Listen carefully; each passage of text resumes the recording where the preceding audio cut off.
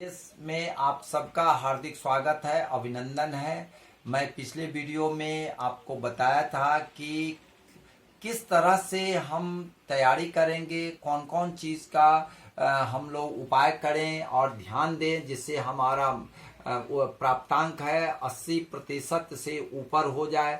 यह ध्यान देने के लिए मैंने पिछले वीडियो में बहुत सारी बातों को आपको बताया था चार्ट के द्वारा।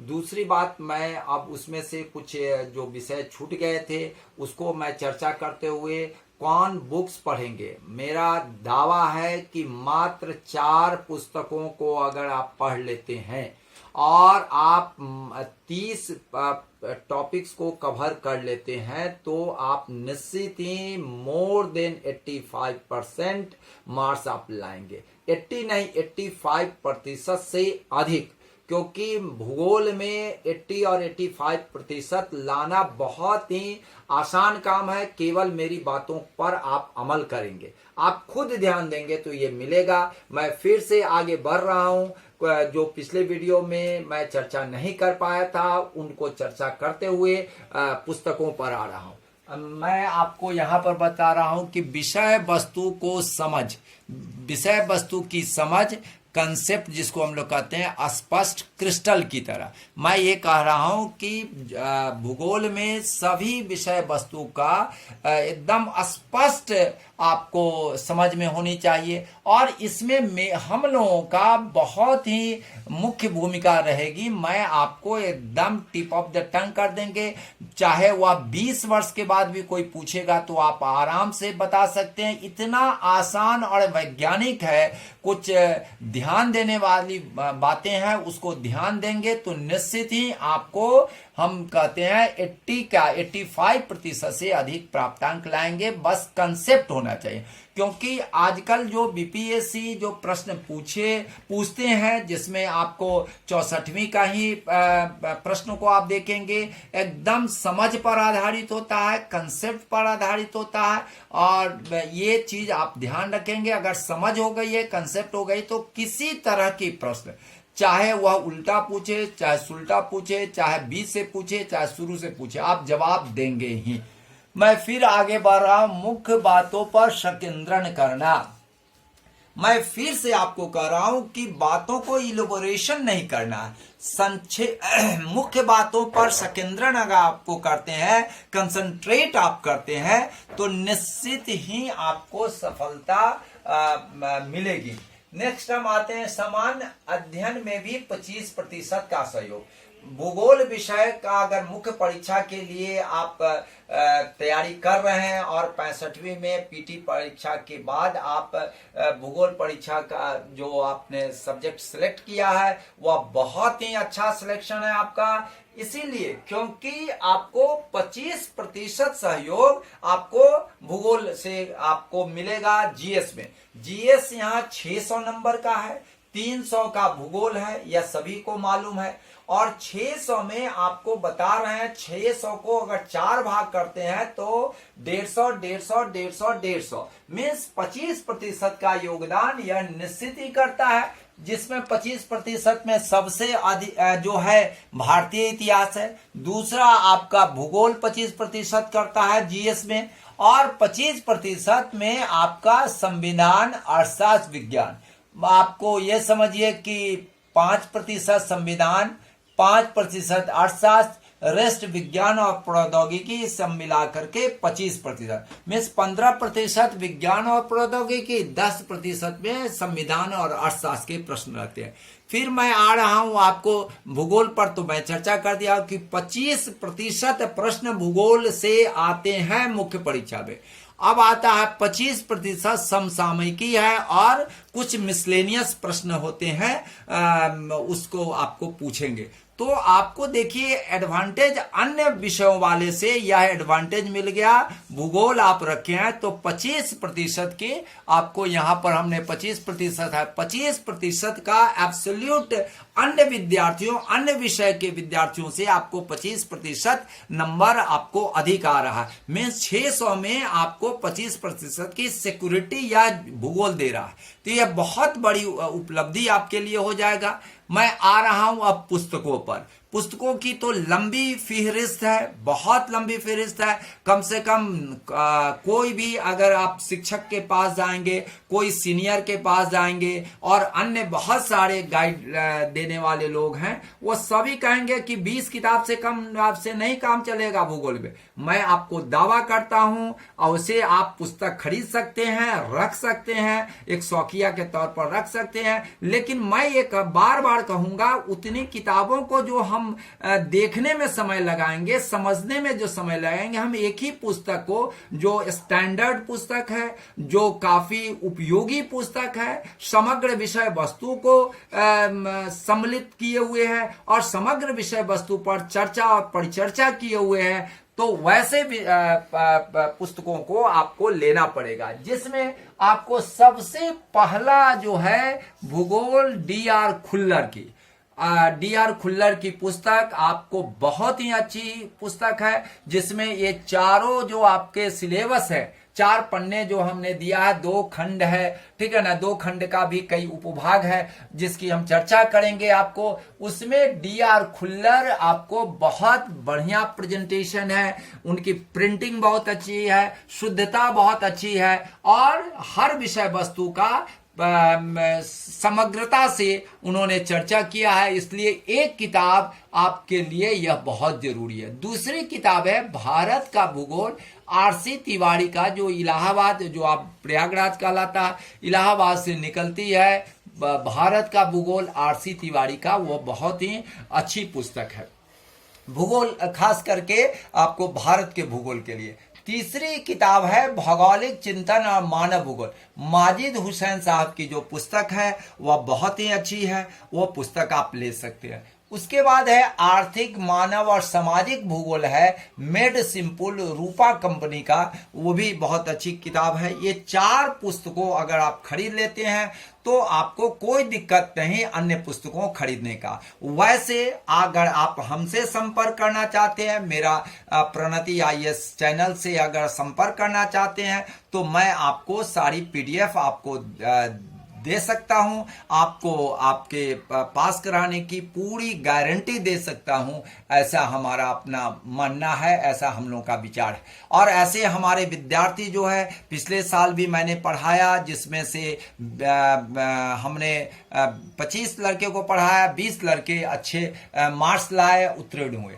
तो मैं ये बता रहा हूं, 4 पुस्तकों ही मुख्य रूप से आप कंसंट्रेट करेंगे। लॉकडाउन की स्थिति में पुस्तकों की अनुपलब्धता, आर्थिक दबाव भी लोगों के पास है, इसलिए आप अगर ये इतनी, और अन्य पुस्तकों का भी मैं चर्चा कर दे रहा हूं, लेकिन ये 4 पुस्तकें मोर देन एनफ है, 85% की गारंटी आपको देता है। चलिए मैं और आगे चल रहा हूं। वैसे आप खरीद सकते हैं रेफरेंस के तौर पर, लेकिन जरूरी नहीं है, मैं आपको जस्ट एक सुझाव दे रहा हूं कि अन्य पुस्तकों में जैसे भौतिक भूगोल है शविंदर सिंह की, शविंदर सिंह 3 पुस्तक लिखे थे आपको। एक है आपको भौतिक भूगोल है डॉक्टर शविंदर सिंह, और दूसरी उनकी किताब है आपको जियोमॉर्फोलॉजी, भू आकृति विज्ञान है, जो काफी मोटी वॉल्यूमिनस पुस्तक है, लेकिन उसकी जरूरत है। और पर्यावरण भूगोल पर भी शविंदर सिंह की किताब है, लेकिन उसमें भौतिक भूगोल शविंदर सिंह की बहुत अच्छी है। आपको एक बात ध्यान रखेंगे, शोध नहीं करना है, और आपको और पीटी की तैयारी नहीं करना है, मुख्य परीक्षा की देना है। 6 प्रश्नों का उत्तर एक पुस्तक पढ़ के भी दे करके आएंगे तो आपको निश्चित ही सफलताएं आपको मिल जाएगा। लेकिन अगर आप शविंदर सिंह का पढ़ना चाहते हैं तो भौतिक भूगोल है उनका, आपको भू आकृति जिसको जियोमॉर्फोलॉजी कहते हैं, और पर्यावरण भूगोल, 3 पुस्तकें शविंदर सिंह लिखे, लेकिन भौतिक भूगोल आपको ज्यादा उपयोगी हो सकता है, ठीक है ना। फिर इसके बाद है लियोंग का है, वो भी फिजिकल पर ही लिखे हैं, ठीक है ना, भौतिक भूगोल पर ही लियोंग साहब की है। उसके बाद है R.N. टिक्का भी है, ठीक है ना। उसके बाद अगर आप लेना चाहते हैं तो स्ट्रॉलर एंड स्ट्रॉलर की है, बहुत महंगी किताब है, ठीक है ना, तो वो आप ले सकते हैं।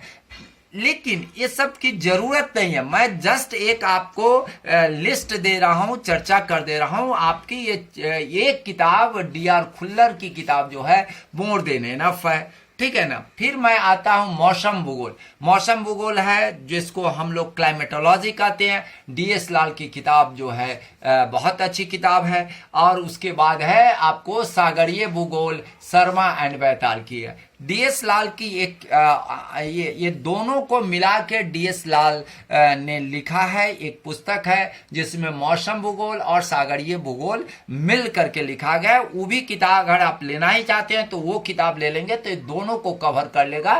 शर्मा एंड बैताल की किताब लेने की जरूरत नहीं पड़ी। लेकिन अगर आप लेना चाहते हैं तो सागरीय भूगोल में शर्मा एंड बैताल की बहुत ही अच्छी पुस्तक है, आप ले सकते हैं। लेकिन मैं बार बार यही कहूंगा, आपसे आग्रह करूंगा कि उतने लेने की जरूरत नहीं है। आपको पीएचडी नहीं करना है, और पीएचडी भी लोग करता है तो एक विषय वस्तु पर करता है। इतने सारे विषय वस्तु पर कोई आदमी पीएचडी नहीं कर सकता है, ठीक है ना। इसमें तो सैकड़ों बच्चे पीएचडी कर लेंगे, इतनी पुस्तक है। मैं आपको बता रहा हूं राजनीतिक भूगोल है, सक्सेना की किताब है। सक्सेना की किताब आप ले सकते हैं, ठीक है ना। पॉलिटिकल ज्योग्राफी जो है, राजनीतिक 4 टॉपिक्स ही हैं मात्र। आपको भारत की राजनीतिक समस्या, राज्य पुनर्गठन, ठीक है ना। तो यह जो है सो आपका बहुत छोटा है, या सॉरी यहाँ पर राजनीतिक भूगोल यहाँ है, राष्ट्र और राज्य की संकल्पनाएं हैं, ठीक है ना। तो यह जो है आपका, इसके बाद है सीमांत, सीमाएं और बफर क्षेत्र, केंद्र स्थल और उपांत स्थल की संकल्पना और संघवाद। तो यह जो है बहुत छोटी है, इसलिए बहुत ज्यादा सक्सेना की किताब नहीं लेने की जरूरत है। लेकिन अगर आप लेना चाहते हैं तो आप ले सकते हैं। सक्सेना के अंग्रेजी माध्यम वालों के लिए मैं दीक्षित की किताब को रेफर कर रहा हूं, आप ले सकते हैं, लेकिन कोई विशेष जरूरी नहीं।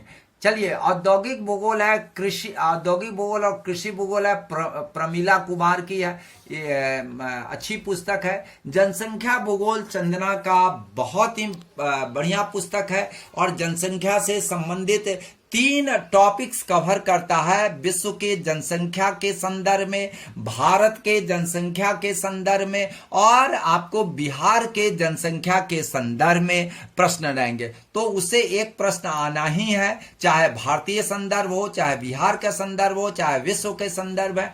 तो उस दृष्टिकोण से आपका ये जो है जनसंख्या चंदना की बहुत ही अच्छा है। अब आता है बसा भूगोल, जिसको हम लोग सेटलमेंट कहते हैं। इसमें बंसल साहब की पुस्तक अच्छी पुस्तक मानी जाती है। मानव भूगोल में सुदीप्ता अधिकारी की जो पुस्तक है वो अच्छी पुस्तक मानी जाती है।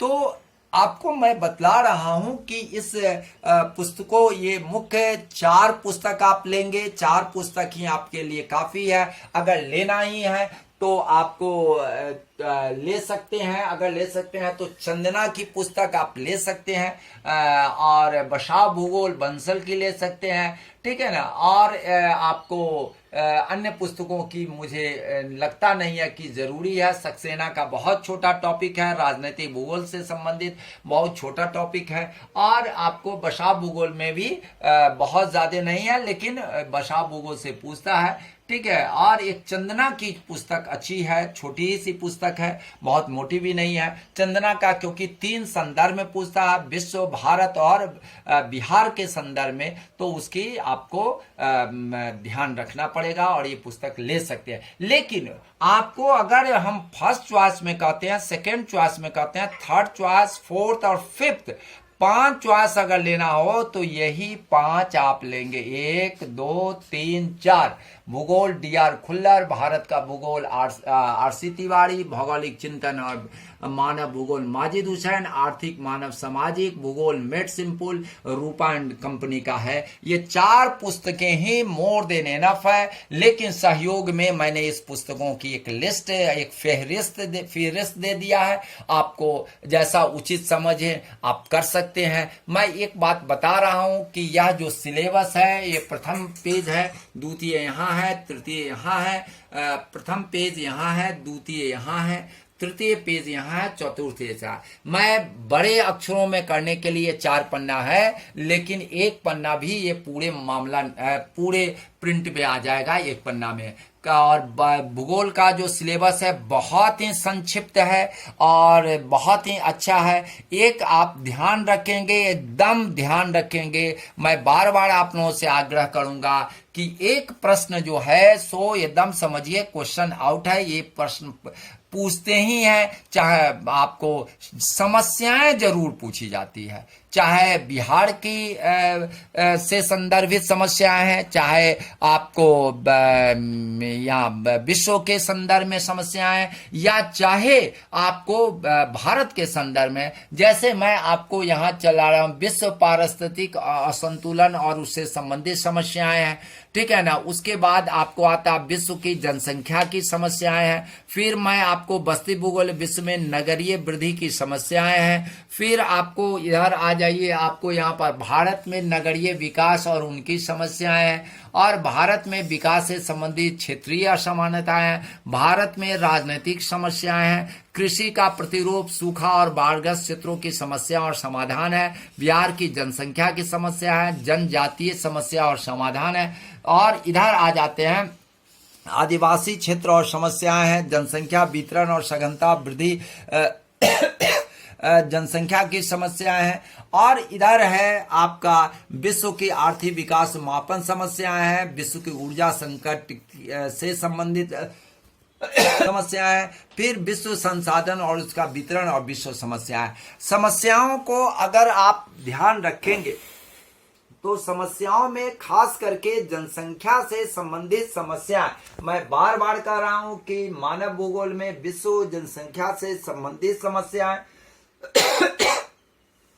दूसरे है आपको नगरीय समस्याएं हैं, उसी तरह से आपको बिहार की समस्याएं हैं, जनजातियों की समस्याएं, जनसंख्या की समस्याएं, drought prone area, flood prone area, Bihar में जो सूखाग्रस्त क्षेत्र है, बाढ़ग्रस्त क्षेत्र है, उसकी समस्याएं, माइग्रेशन की समस्याएं, ये अगर आप 4-5 सभी प्रत्यक्ष और परोक्ष रूप से या एक दूसरे से जुड़े हैं, जैसे जनसंख्या का विश्व में जो समस्याएं हैं वही बिहार के संदर्भ में पूछ देगा, वही विश्व के संदर्भ में पूछ देगा, वही भारत के संदर्भ में पूछ देगा। उसी तरह से स्वाभाविक जनसंख्या का जहां दबाव रहेगा वहां पर माइग्रेशन होगा, तो माइग्रेशन इसी से संबंधित आपकी बातें हो जाती है। तो ये जो चीज है उसी से क्षेत्रीय असंतुलन है, उसी से संबंधित है। मैं इस पर विशेष रूप से आ रहा हूं और आपको बता दे रहा हूं, हमारी बात मान लीजिए। 30 प्रश्नों को अगर आप ध्यान देंगे तो मैं आपको बता रहा हूं कि 12 प्रश्न जो पूछे जाते हैं, 12 में से 12 प्रश्नों का उत्तर आप देने लायक रहेंगे, जिसमें से आपको जो 6 जो प्रश्न है जो आपको सर्वोत्कृष्ट लगे, अच्छा उत्तर देने लायक रहे, उसमें 2 प्रश्न ऊपर में शुरू में बहुत बेहतर प्रस्तुतिकरण करेंगे, 2 अंत में करेंगे, बीच वाला जो रहेगा उसमें से भी जो कम जानकारी आपको रहे, अच्छे ढंग से नहीं प्रस्तुत कर पा रहे हैं, उसको 2 रख करके आप देखिए। एक बार आप मेरी बात मानिए, एक पल की ही सही मेरे जिंदगी में आओ, पतझड़ में बाहर आ जाएंगे, आपको बीपीएससी 65 में निश्चित रूप से सफलता मिलेगी। जय हिंद।